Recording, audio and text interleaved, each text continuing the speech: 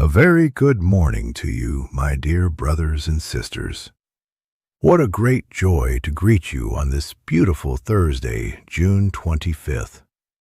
Welcome, as every morning, to this little corner of faith where we gather to spend a moment with God before beginning the day. Get comfortable, take a deep breath, set the rush aside for a moment, because today, Jesus is going to give us one of the most beautiful and most practical images in all the gospel. The image of two houses, one built on rock and the other on sand. And he is going to ask us a question that holds for all of life. What are you building your life on, my friend? It is a simple question, but think about it carefully, because the answer decides whether our life will stand or collapse when the difficulties come.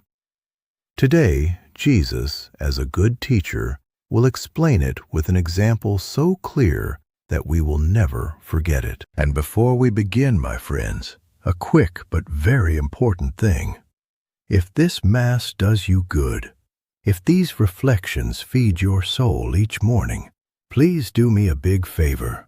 Subscribe to the channel, give the video a like, turn on the notification bell so you get the alert every day, and tell me in the comments, where are you watching the Mass from today? Put your city, your state, your country. It fills my heart to read you each morning and to know that we are one big prayer family spread across the whole world. And share this video with someone who is going through a storm in their life, because today's gospel will give them great strength. Thank you so much from the bottom of my heart. My friends, today is Thursday, and Thursday is a very special day for us Catholics because it is the day of the Eucharist. It was on a Thursday at the Last Supper that Jesus left us the greatest gift, his own body and blood in the bread and the wine. So today, if you can, make a visit to the Blessed Sacrament, even a short one, or at least send from your home an act of love to Jesus present in the Eucharist. He is there, always waiting for us in the tabernacle, often all alone. Let us keep him company today. And notice how beautifully this connects with the gospel. The Eucharist is precisely one of the firmest foundations for building on rock. The one who feeds on Jesus in communion, who visits him, who loves him in the tabernacle, is laying a deep and firm foundation that no storm can move. Let me send out a few greetings before we begin. A big hug to the Murphy family in New York, to Mrs. Mary in Chicago, to Mr. James in Houston, and a special greeting to our brothers and sisters around the world who pray with us every morning, in Manila, in Lagos, in London, in Dublin, in Sydney. And we continue to pray for our sick, Mrs. Catherine, Mrs. Teresa, Mrs. Helen, Mrs. Anne, and for each one of you who writes asking for prayer. We carry you all in our hearts and to the altar. Well then, my friends, let us go to today's gospel. It is the end of the Sermon on the Mount, the crowning of all Jesus' teaching. Listen with great attention, because these are the last words of that great discourse, and Jesus left them for the end on purpose, so that they would stay engraved on us. At that time, Jesus said to his disciples, "Not everyone who says to me, 'Lord, Lord,' will enter the kingdom of heaven, but only the one who does the will of my Father in heaven. Everyone who listens to these words of mine and acts on them will be like a wise man who built his house on rock. The rain fell, the floods came, and the winds blew and buffeted the house. But it did not collapse. It had been set solidly on rock.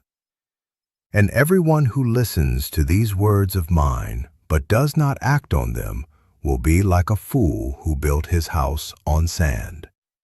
The rain fell, the floods came, and the winds blew and buffeted the house, and it collapsed and was completely ruined.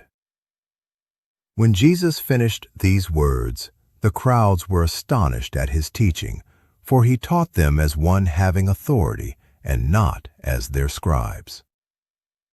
The Gospel of the Lord. Praise to you, Lord Jesus Christ. My friends, what a wise and practical gospel.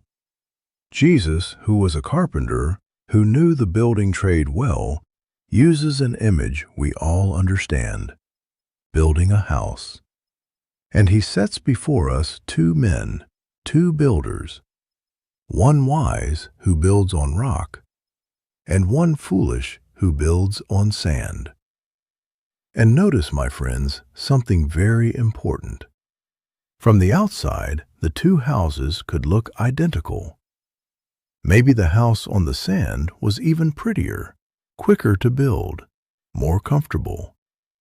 The difference was not in what could be seen on the outside, but in the foundations, in what cannot be seen, in the base. And let me stop on that, my friends, because it is very important. Why would anyone build on sand? Because it is easier, quicker, more convenient. Digging deep until you reach the rock takes work, takes sweat, takes time.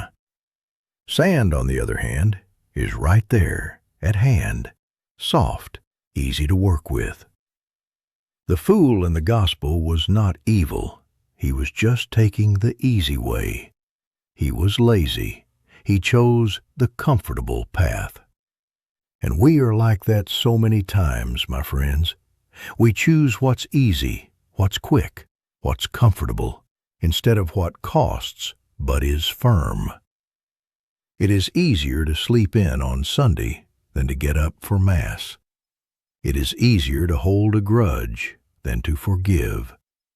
It is easier to lie than to tell the truth. It is easier to follow the crowd than to live the gospel. But all of that, my friends, is building on sand. And today's easy way becomes tomorrow's ruin. And when did the difference show, my friends? When the storm came. As long as the weather was good, the two houses looked equally fine. But when the rain fell, when the floods came, when the winds blew, there the truth was seen. The house on rock stood firm, and the house on sand collapsed. And Jesus says a tremendous line, and it was completely ruined. My friends, this is a portrait of life, because in life, sooner or later, the storms come to everyone. To everyone. No one escapes. Illness, the death of a loved one, the loss of a job, a betrayal, a crisis in marriage, a child who drifts away, old age, hardships. The storms come, my friends, whether we want them or not. And on that day, the day of the storm, it shows what we were building our life on. The one who built on rock stands. The one who built on sand collapses. And here comes the key question, my friends. What is the rock and what is the sand? The rock, Jesus says, is to listen to his word and put it into practice. Notice carefully, it is not enough to listen. We must put it into practice. The sand is to listen and do nothing, to stop at the beautiful words. That is why Jesus begins the gospel with that very strong line, "Not everyone who says, 'Lord, Lord,' will enter the kingdom, but the one who does the will of my Father." That is, my friends, it is not enough to call ourselves Christians. It is not enough to come to Mass and then live as if God did not exist. It is not enough to pray a lot with our lips and then not forgive, not help, not love. True faith is not only of words, it is of deeds. It is putting into practice what we believe. And let me tell you something that is sometimes hard to hear, my friends. There are people very religious in appearance, who pray a lot, who know a lot of the Bible, who go to every Mass, but who inside are empty, who do not love, who judge everyone, who do not forgive, who live in gossip and resentment. That is a house on sand, my friends, even if from the outside it looks very beautiful. And there are simple people who maybe don't know much theology, but who truly love, who help those who suffer, who forgive, who live with honesty. That is a house on rock. Because God does not look at appearances, He looks at the heart and looks at the deeds.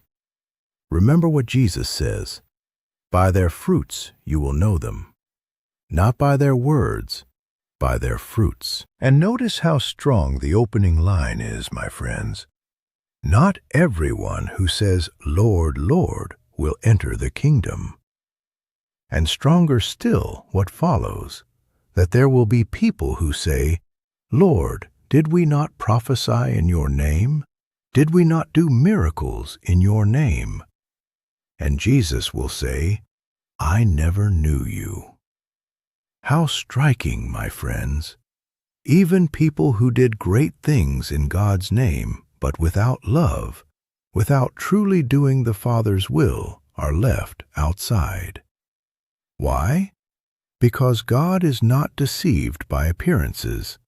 What matters to Him is not so much the spectacular things we do, but whether we truly love Him and whether we love our neighbor.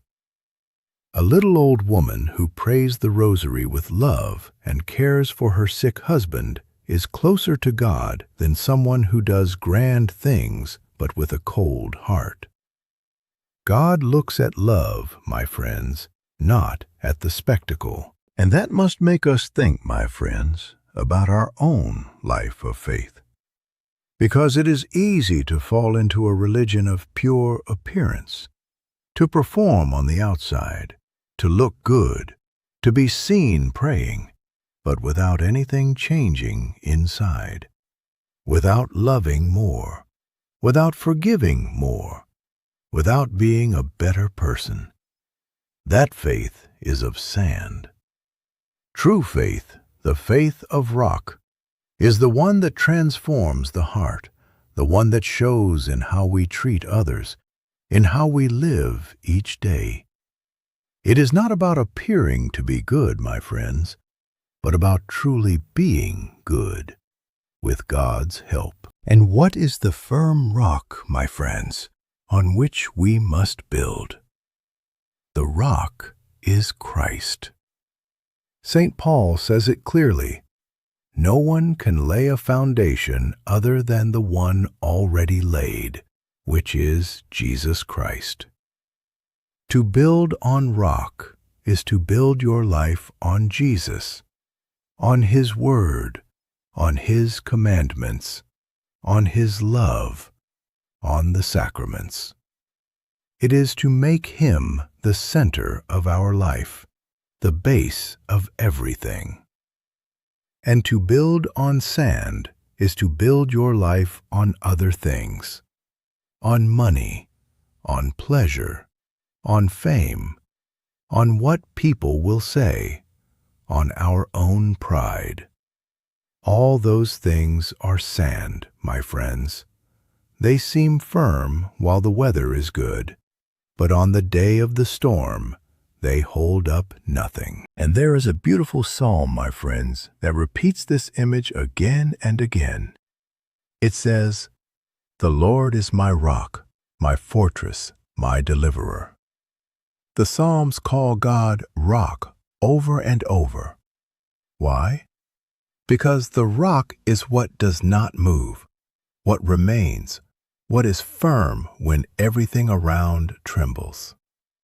In life, my friends, everything changes. Everything passes.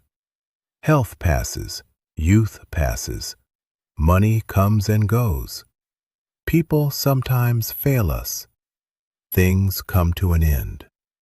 The only thing that does not pass, the only one that remains firm forever, is God. That is why He is the rock. The one who clings to God clings to the only thing that will not crumble in His hands. Everything else is sand that slips away. Think about it, my friends. The one who built his life only on money, what is left to him when a crisis comes and he loses everything? The one who built his life only on beauty or youth, what is left when old age or illness comes? The one who built his life only on people's applause, what is left when others abandon him? Nothing, my friends. It collapses. All of that is sand. But the one who built his life on God, that one withstands all the storms, because God never fails. God never runs out. God does not abandon us. God is the only firm rock that does not move. And notice how consoling this is, my friends.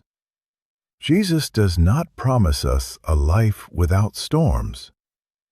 Notice carefully, the storm came to both houses, the one on rock and the one on sand. To be a Christian does not mean we will not suffer, that we will not have problems. Problems come to everyone. What Jesus promises us is that if we build on Him, the storm will not bring us down. We will suffer, yes, but we will not sink. We will weep, yes, but we will not lose hope. Because we have a firm foundation that holds us up, God Himself. How many times I have seen it, my friends, in my life as a priest. Families who go through terrible tragedies, the death of a child, a cruel illness, and who, in the midst of all that pain, do not collapse, keep their faith, keep their peace, even console others. How do they manage it? Because their life was built on the rock, on God. And I have also seen people who, at the first serious problem, collapse, despair, even lose their faith, because they had no foundations. They were living on sand. The difference, my friends, is in the foundations. And the foundations are built now in good weather, not in the middle of the storm. I remember a woman, Mrs. Rose, who lost her husband after 50 years of marriage. An immense sorrow, my friends. But do you know what she told me? Father, I am broken with grief, but I am not without hope, because I know my husband is with God, and that one day we will meet again. God holds me up. That woman was built on rock. The hardest storm came to her, but it did not bring her down. And I have seen so many like that, my friends. Simple, humble people, but with a faith so firm that no storm can overcome them. That is the strength that comes from building your life on God. It is not that they do not suffer. It is that in the midst of suffering, they do not sink, because they have a foundation that does not move. And this is very important, my friends.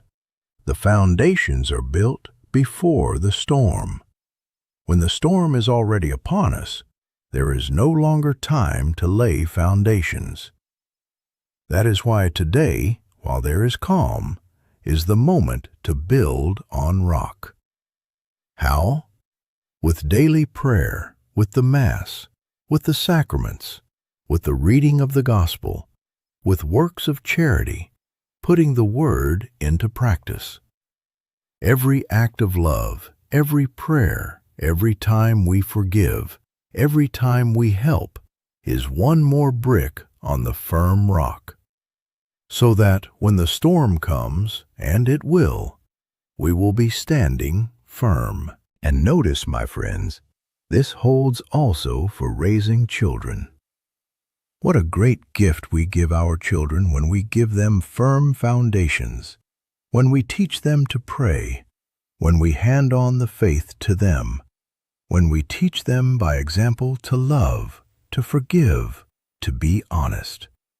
We are giving them a rock on which to build their whole life, and when they grow up and the storms of life come, and they will have something to hold on to. On the other hand, what a pity when children are given nothing of faith, nothing of God, and they are left without foundations, at the mercy of any wind.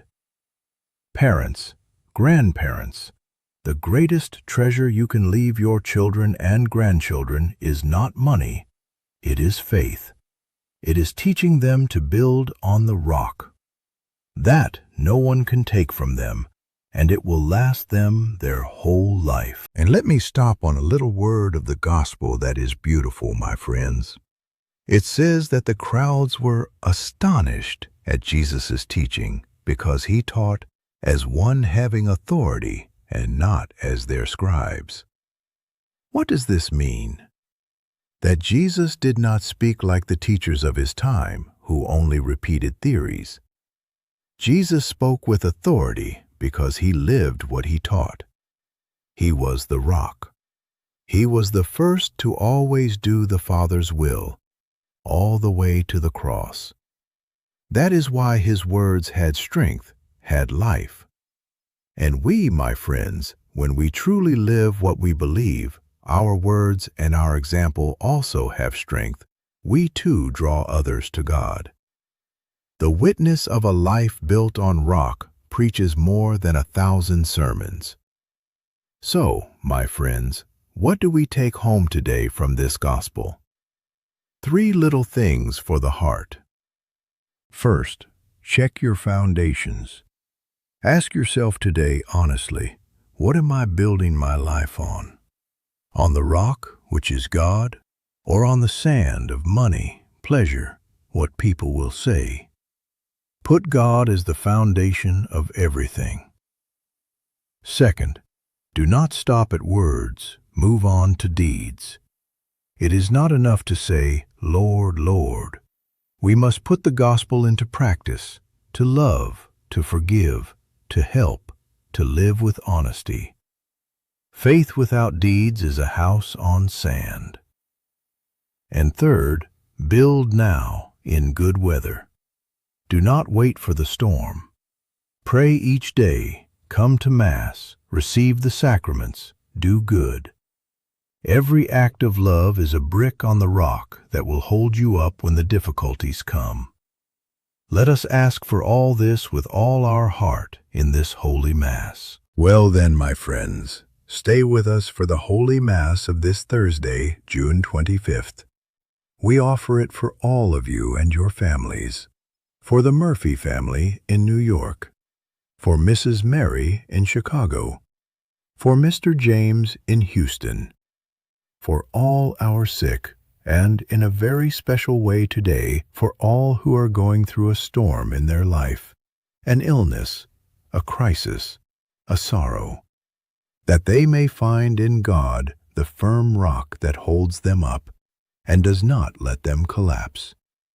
We offer it too for families that are falling apart, for marriages in crisis, that they may once again put God as the foundation of their home and rebuild on the rock. And today's task, my friends, is very concrete. Today, you will lay a brick on the rock. How? Choose one word from the gospel, just one, and put it into practice this very day. For example, forgive, and forgive someone today. Or help, and help someone in need today. Or do not judge, and bite your tongue today when you are about to criticize. Do not just listen to the word, make it life today, even in just one thing. That is how you build on rock, my friends, brick by brick. And tonight, before you sleep, review. Did I lay a brick on the rock today? You will see how good that feels. And the usual reminder, my friends. Many fake pages have appeared using my face and my name to deceive people, asking for money, promising so-called miracles in exchange for money. It is all false. We never ask you for money for a prayer. The official channel is Light of Faith with Father David. You can watch us on YouTube and on Facebook every morning. Please make sure it is the real one. I thank you from the bottom of my heart for being with me each morning. Knowing that so many families start the day with this Mass gives me strength to continue this humble apostolate. Don't forget, subscribe, give a like, turn on the bell, comment where you are watching from, and share the video with someone who is going through a storm. May the Sacred Heart of Jesus be the firm rock of your life, today and always. Let us stay together for the Holy Mass. Have a wonderful Thursday, June 25th, and a day full of blessings. Don't forget today's line. Build your life on the rock, which is Christ, and no storm will bring you down. May God bless you all abundantly, today and always.